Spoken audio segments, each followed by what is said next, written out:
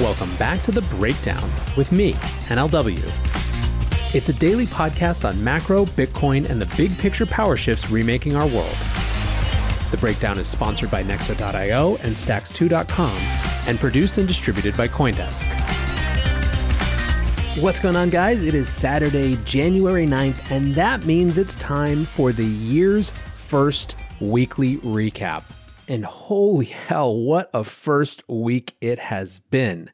So on today's show, I'm going to talk about four things. I'm going to talk about price, I'm going to talk about macro tailwinds, I'm going to talk about seismic regulatory shifts, and I'm going to talk about momentum. So let's start by talking price. There are a few interesting things about the price right now. The first is, of course, how big it is.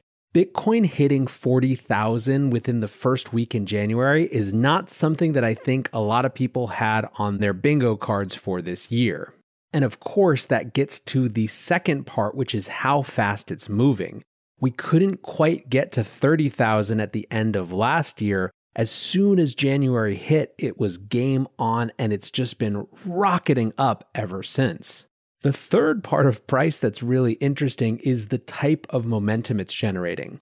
For some reason, hitting the all-time high in the 19,000s and then even hitting the psychologically more significant number of 20,000 didn't really get the FOMO cycle moving. You didn't see people popping up on MSM. You didn't see mainstream journos reaching out for comments. It didn't even happen at 30,000, maybe just because people didn't have a chance to catch up. They were just coming back to their jobs for the week. But 40,000 hit like a bomb, and all of a sudden you're seeing all of those telltale signs. Like I said, we'll come back to that in the momentum section, but it really is clear that for whatever reason, the doubling of the previous all-time high was the real big significant momentum building moment. And this gets into the fourth interesting thing about the price, which is the resetting of expectations. Barry Silbert has had a great set of tweets on this where he said something to the effect of, "Crazy how $20,000 Bitcoin would feel like an absolute steal buying opportunity." He then said that about 30,000 as well, making a joke about how fast this is changing. But I think that this resetting of expectations piece is really important, and it gets to the fifth part of what I find interesting about the price, which is how fast any dip is being absolutely gobbled up. On Thursday, when we hit 40,000 for the first time, we crashed into a crazy sell wall, or at least it seemed like that. And we dipped 30,000, 3,700, something like that in a matter of minutes. And the question I had then, because almost immediately it started going up again, was how long it was going to take before that dip was gone. Well, I woke up this morning on the east coast of the US to $41,000 Bitcoin, so that's how long, less than 24 hours. And it shows just how much this demand cycle is still growing. Yes, there are some folks on Twitter, particularly those who are a little bit more removed from the core of the community, who are starting to ask, is this the time to take some profits and to get out? I've seen a lot of that. But it feels like the Bitcoin core is just scooping every new sell offer that comes on the market. And that's, of course, to say nothing of the institutions who are buying. Second, though, let's talk macro tailwinds. The Georgia elections earlier this week were a huge moment. We're back in the blue wave narrative that was driving markets to excitement at the end of October and the beginning of November. And of course, the whole idea here is that a Democratic win and a convincing victory, where they held not only the presidency, but the Senate, would mean the ability to pass much bigger, more aggressive stimulus bills. Well, as I went through on yesterday's show, we're getting the first glimpses of what that stimulus might mean. It's everything from $1,400 direct checks to citizens to huge amounts of infrastructure. It's happening exactly as people are anticipating. And this is, of course, all happening as institutions are en masse loading Bitcoin onto their balance sheets. It's hard for me, sitting from where we sit, to not see how this buying pattern and this narrative buying cycle doesn't run quite a bit more, even though it's hard to grapple with how fast the price is going up. Looking for the best way to stay on top of your investment game? Nexo.io has you covered in 3 easy steps with their high-yield savings account for digital assets. Step 1. Create an account at Nexo.io. Step 2. Transfer assets to your secure Nexo wallet with no minimum or maximum limits on funds deposited. Step 3, sit back, relax, and earn up to 12% compounding interest paid out daily on your crypto and fiat. Your passive income made simple. Get started at nexo.io. Hey guys, this week we've got a special product launch sponsor. Apps and smart contracts are coming to Bitcoin, along with a brand new way to earn BTC. Stacks 2.0 will give developers powerful new tools, including a smart contract language called Clarity that was made for Bitcoin and jointly developed with Algorand, as well as a new consensus mechanism that rewards the network with both Stacks tokens and Bitcoin. Stacks, which you may recognize as Blockstack, unlocks new use cases and functionality for the world's most secure blockchain, Bitcoin, without modifying Bitcoin itself. The door for developers and entrepreneurs to activate the billions of dollars of capital currently passively held on Bitcoin is now wide open. For more information and to register for the Stacks 2.0 launch event, visit stacks2.com. That's stacks followed by the number 2.com. Third, let's talk about seismic regulatory shifts. I believe that we are 100% not grokking just how massively huge a deal the OCC's guidance from Monday actually was.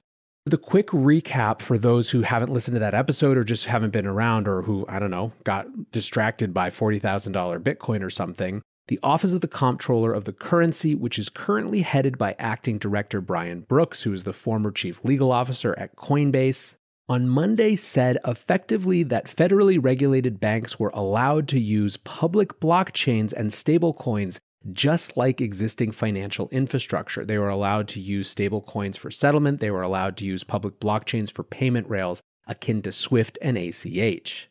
This was something that I don't think anyone anticipated happening that fast, and it absolutely opens the floodgates for banks and other major regulated financial institutions to integrate and interact with existing crypto asset infrastructure.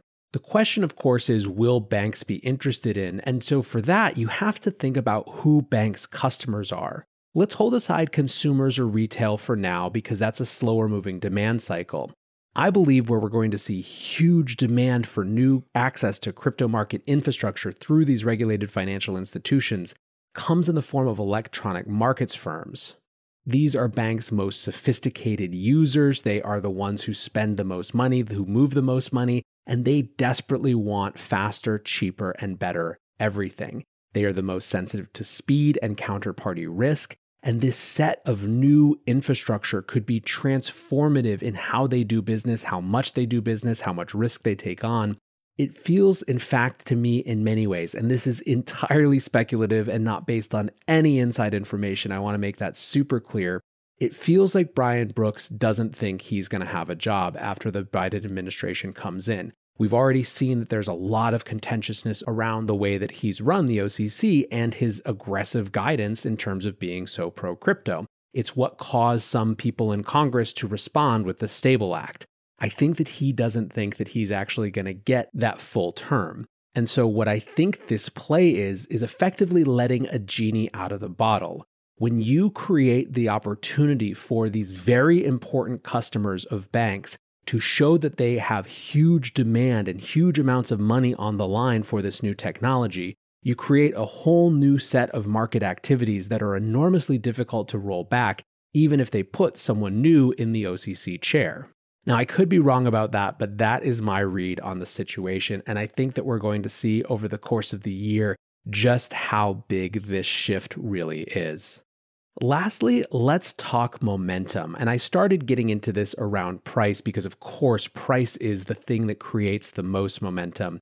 But we're seeing it show up in a lot of different ways. You're seeing searches on Google rising for Ethereum and for Bitcoin. You're seeing Coinbase. It's now, the last time I looked at, number 25 on Apple's free app list, up from something like 300 just a few days ago. You're seeing celebrities like Meek Mill start to tweet about crypto and Bitcoin and wanting to get in. So what that momentum really means is, of course, demand, new demand. And the other side of demand is supply. And supply is in short order, both from the context of those institutions buying that we've been talking about day after day, but also because there is so much activity on the actual mining side. Bitmain is not delivering miners. They're sold out of mining machines through August now. It just keeps growing longer and longer and longer. The point of this is, of course, that you have this unbelievably perfect storm of macro tailwinds, of new buyers coming in, of FOMO'd retail buyers, and no supply at all. It is head-spinning how fast the price has gone up this week. And every part of me thinks that the natural state of things is to correct and come down. But we've been saying that for $20,000 now. And there's a part of me that's starting to think that we have to run this up a lot higher before people have that insane clawback moment. I don't know where it is, but I know that 2021 is something else. I hope that you are off to a great start with it. I hope that you're reevaluating your goals and seeing how you can achieve them and resetting your context, because 2021 might be as crazy as 2020, just in entirely different ways. Anyways, guys, I appreciate you listening. And until tomorrow, be safe and take care of each other. Peace.